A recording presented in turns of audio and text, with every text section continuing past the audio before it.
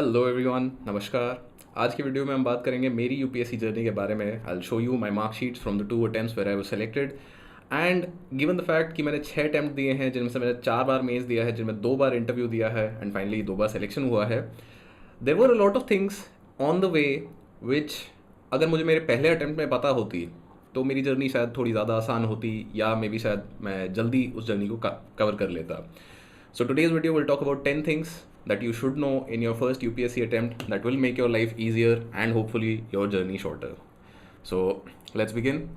ये एक brief overview about my journey. I've given 6 attempts, 4 mains, 2 interviews and I got selected twice. Those 2 selections came in the year 2017 and 2018.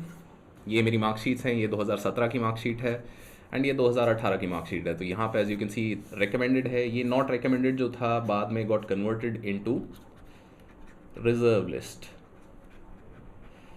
तो यहाँ पे मतलब बहुत ही मज़ेदार चीज़ें आप देखोगे कि जैसे एसए में 157, 103, इंटरव्यू में 171, 187 and like in general the idea being कि आप कहीं भी कंप्लेसेंट नहीं हो सकते, बहुत सारी चीज़ें बदलेंगी एंड यूपीएससी की तैयारी at any moment is very dynamic.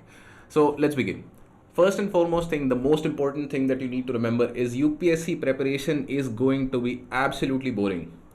जब मैंने शुरू किया था तो मैंने अपनी तैयारी शुरू करी थी ये सोच के कि भाई मतलब मुझे I like reading these things like I like reading history, I like reading geography. मतलब मुझे पसंद आती थी ये सारी चीज़ें पढ़ना, मैं खुद से अपने आप अपने समय पढ़ता रहता था। सो मुझे लगा कि यूपीएससी की तैयारी में और क्या है, एक पेपर भी तो देना है।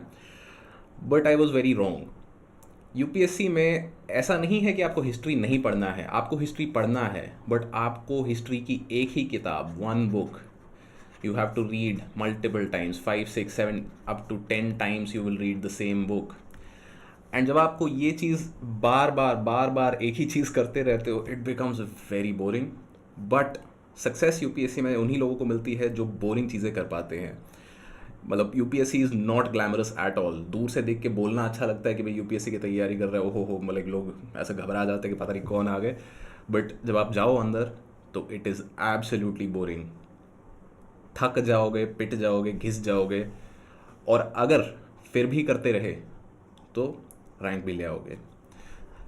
Coming to the next, all subjects are not equal. जब आप यूपीएससी की तैयारी करते हो तो you have to do a lot of subjects, right. History करना है, पॉलिटी करना है, इकोनॉमी करना है, environment, geography, current affairs, science and tech, everything you need to do.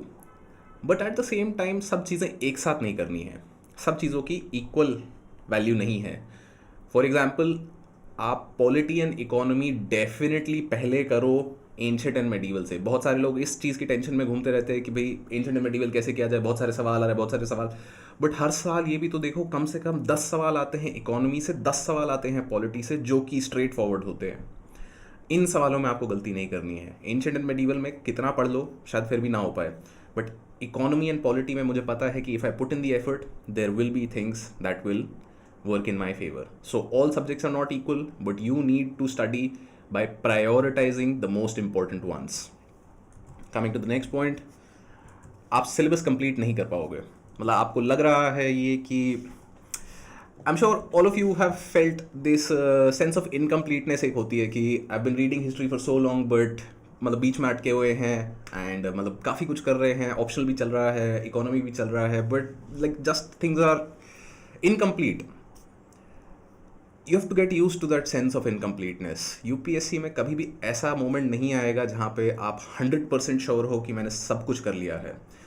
No matter, let's say you studying from Laxmikanth. Laxmikanth is a great book, but Laxmikanth पूरी कर लो, आप 10 बार कर लो, उसके बाद भी शायद ऐसा सवाल बन सकता है जो आपने नहीं देखा हो। So this is what you have to keep in mind, that at best 80 to 90% of the syllabus is what you will be able to cover. And you should be fine to live with that sense of incompleteness. Completion कभी नहीं होगी, but बहुत ज़्यादा इसके साथ टकराना झगड़ाना हमें है नहीं। Coming to the next point, get used to failing a lot. तो इसका क्या सिंपल सा मतलब है कि हमें टेस्ट देने हैं ढेर सारे। टेस्ट में खराब नंबर आए, चाहे वो मेंस का टेस्ट हो, चाहे वो प्रीलिम्स का टेस्ट हो, तो like you don't have to get frustrated with it. आपको फेलियर को दोस्त बनाना है अपना। You have to get used to failing. Because only when you keep failing repeatedly you will learn कि भाई क्या गलतियाँ करी थी, उन्हें कैसे सुधारा जा सकता है. एंड कंट्रोल्ड फेलियर एक चीज़ है कि मैंने कंट्रोल्ड सेटिंग में, माने कि मैंने टेस्ट देते हुए फेलियर फेस किया, ताकि अब मैं वो फेलियर पेपर के टाइम पे दोबारा रिपीट ना करूं. Because you can fail as many times as you want in the test, so long as you don't repeat those mistakes in the actual exam.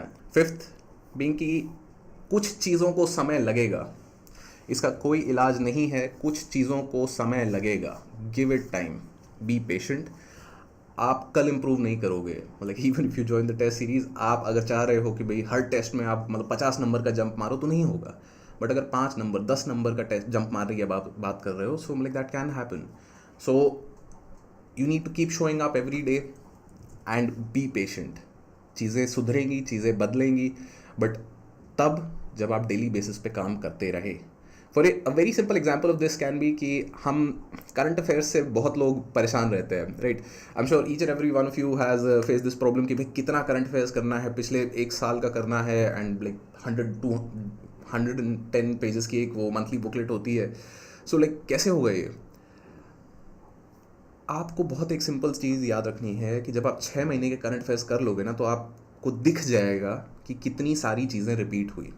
अभी आपने वो नहीं किया है तो आपको लग रहा है कि पता नहीं क्या होगा, पता नहीं क्या होगा, पता नहीं क्या होगा.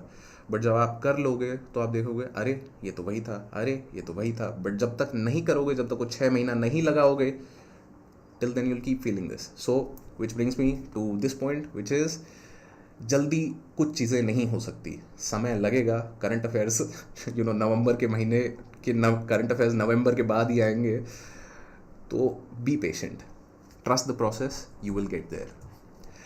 Why am I saying this? Why did I need to know this during my first attempt? Because I was absolutely impatient. मुझे चाहिए था कि अभी कर दो, अभी मतलब कुछ शॉर्टकट मिल जाए, कुछ जुगाड़ मिल जाए जो कि मतलब ज़्यादा चीज़ें ना करनी पड़े. Which brings us to the next point कि शुरू में जब हम यूपीएससी की तैयारी करते हैं, me included, I use to think कि भाई बहुत सारी चीज़ें करनी है, ऑप्शनल भी करना है, करंट अफेयर्स भी करना है, and then prelims and mains के स्पेसिफिक भी चीज़ें करनी है. So I use to try and fit all of these things in my day कि भाई सारी चीज़ कर लेंगे, पहले ऑप्शनल 2 घंटा कर लेंगे, फिर ये कर लेंगे, फिर वो कर लेंगे. This is just a waste of time. This is an absolute waste of time, क्योंकि आपको डेप्थ में जाना है. At least for your optional and at least for mains you have to go very in depth. And in depth जाने का मतलब है आपको सब्जेक्ट के साथ समय बिताना पड़ेगा. अगर समय नहीं बिताओगे सब्जेक्ट के साथ तो आप ऊपर से बातें करते रहोगे, कोई एग्जाम्पल नहीं दे पाओगे, एंड इसमें आपके नंबर लूज होंगे. So if you have to go in depth, you have to spend time. And this connects with the first point that we talked about, that UPSC prep is absolutely boring. क्योंकि मुझे पता है पहले ही कि भाई बहुत सारे लोग ऐसे आएंगे जो बोलेंगे नीचे कॉमेंट्स में that I get bored with reading 1 subject in a day. So मतलब मैं 3 कर लूँ क्या. Preferably, I would say don't do more than 2 subjects in a day. Don't do more than 2 subjects in a day.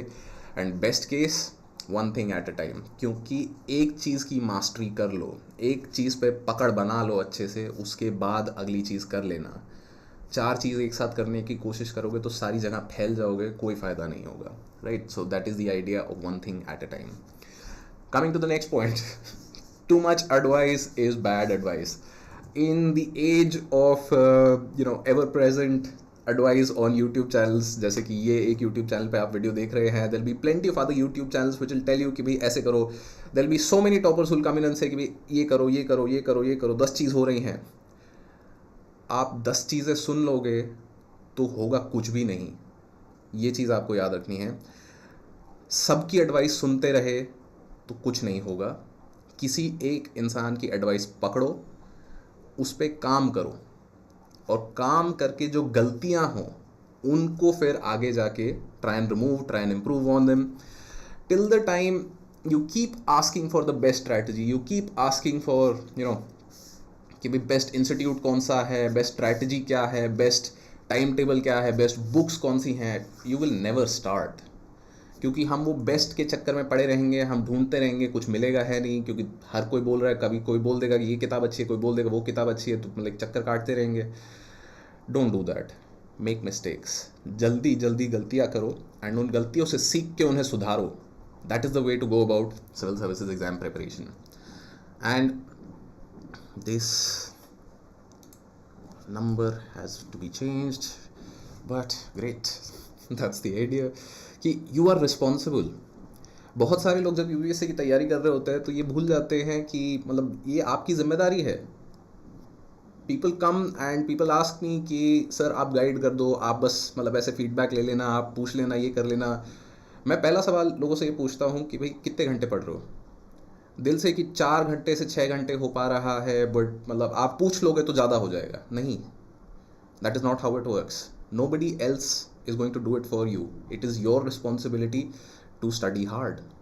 I understand कि कभी कभार खुद पे अकाउंटेबिलिटी रखना, खुद से चीज़ें करना मुश्किल होता है, बट ये इस तरह का आलस अगर आप सोच रहे हो ना कि कोई और आके डंडा मार के पढ़ाई करवा देगा और यूपीएससी निकलवा देगा, तो वो नहीं होता है. Which is what you have to keep in mind that you are responsible. अगर आप यूपीएससी की तैयारी कर रहे हो, this for you is a full time job. अगर आप वर्किंग प्रोफेशनल हो तो ऑब्वियसली मतलब अगर आप 3 से 4 घंटे भी दिन में दे पा रहे हो consistently, if you're a working professional, so then this is great.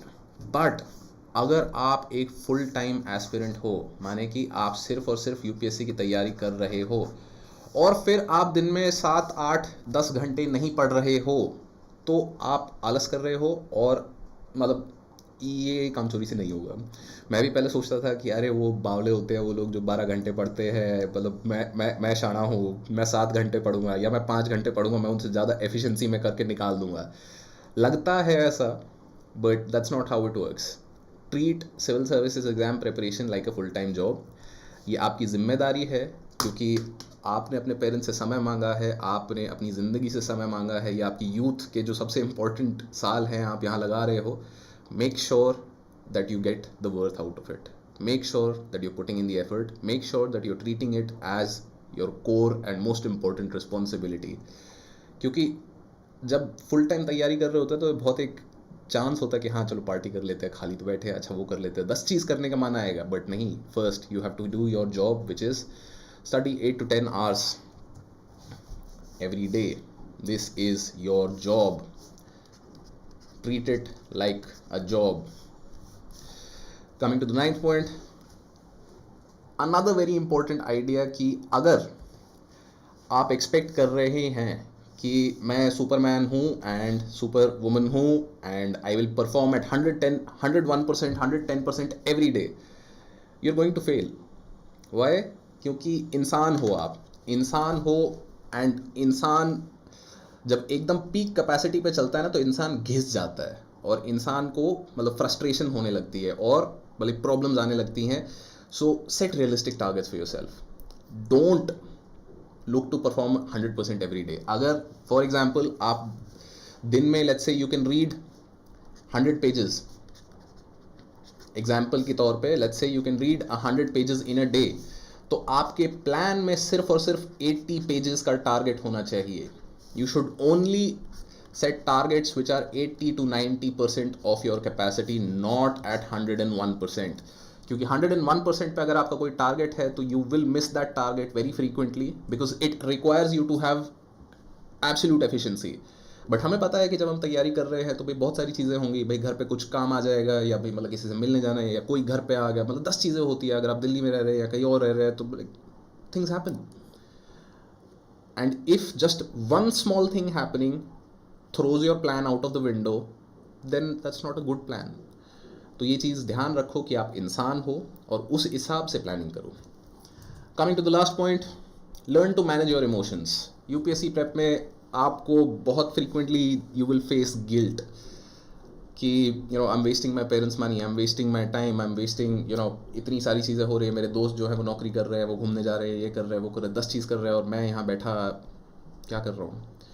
You will face low self esteem. आप अपने आप को डाउट करने लगोगे कि भाई 2 बार प्रीलिम्स दे दिया, हुआ नहीं है तुम्हारा अभी तक, क्या कर रहे हो, मतलब तुम्हें तो लगता था तुम स्मार्ट हो बट तुम तो नहीं हो. ये जो बहुत सारे इमोशंस हैं, all of these kinds of emotions, anxiety, stress, all of these you will feel them. इनसे भाग नहीं सकते हो. एंड जब आप ये फील करोगे तो आपको इनसे डील करना भी आना चाहिए क्योंकि ये आपके इमोशंस हैं एंड आपसे बेहतर कोई नहीं जानता कि भाई आप इनसे कैसे डील कर सकते हैं. मतलब even मतलब people like me can help you out in the sense of कि I can help guide you, I can tell you how I got over it, but no one else is coming to save you. No one else has the responsibility of getting you out of anxiety, of correcting your self esteem. ये आपकी जिम्मेदारी है. जैसे कि हमने थोड़ी देर पहले बात करी थी कि starting 8 to 10 hours a day is your job and your responsibility. Similarly, managing your emotions is also your responsibility. Meditation absolutely helps with this. Meditation अगर आपने नहीं करी है अब तक तो please I would recommend 5 to 10 minutes every day. It's great for mental health. It will help a lot. अगर आप वर्कआउट नहीं कर रहे हैं तो दिन में 15 से 20 मिनट, आधा घंटा वर्कआउट कीजिए. ये दोनों चीज़ें बहुत हेल्प करेंगी आपके मूड रेगुलेशन में, बट ये आपको करनी पड़ेंगी. Without that nothing will be done. And these are the 10 things that I wish I knew in my first attempt, because they would have helped me immensely. क्योंकि it would have helped me lessen the burden and the guilt of कि यार तुम तो बेकार हो, तुम तो ऐसे वैसे ये वो. नहीं, give yourself the time, give yourself the credit that अगर आप इधर घुसे हैं तो आप कुछ कर सकते हैं, करके जाना है.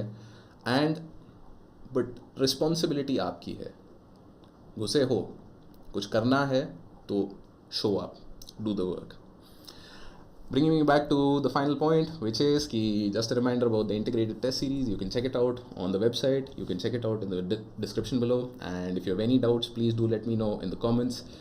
I'd love to hear from you and know more if these tips helped you out, or if you want me to make a video explaining some of them in more detail. Thank you all and have a great day.